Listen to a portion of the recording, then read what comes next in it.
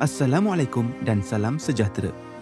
Hari ini kita bersama-sama berkongsi khabar duka mantan tokoh ulung Sabah, Bung Mokhtar Radin, telah meninggal dunia.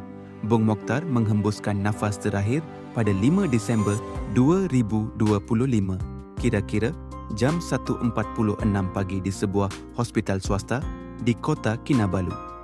Beliau berumur 66 tahun. Sebelum ini, beliau dimasukkan ke hospital akibat komplikasi paru-paru dan masalah buah pinggang. Keadaannya dilaporkan kritikal sebelum menghembuskan nafas terakhir.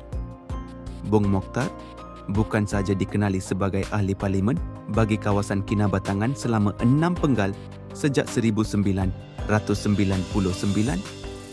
tetapi juga sebagai pengerusi Barisan Nasional Sabah. Dan pada waktu pemergiannya, beliau baru sahaja mengekalkan kerusi Dun Lamak dalam pilihan raya negeri Sabah hujung bulan lalu. Perjalanan politik beliau penuh liku daripada mula perkhidmatan awam sehingga melonjak ke pentas nasional dan negeri. Dia dianggap antara tokoh bertahan lama di Sabah, kuat, lantang bersuara dan sering jadi figura yang berpengaruh. Pemergiannya nyata meninggalkan kesan terumata sekali kepada rakyat Sabah. Banyak ucapan takziah sudah mula membanjiri media, rakan politik dan masyarakat ramai menzahirkan simpati atas kehilangan ini.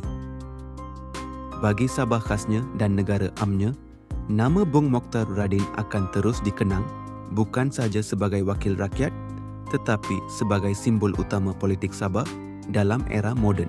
Moga jasa dan sumbangannya diingati dan kita doakan agar rohnya dicucuri rahmat dan ditempatkan di kalangan orang beriman.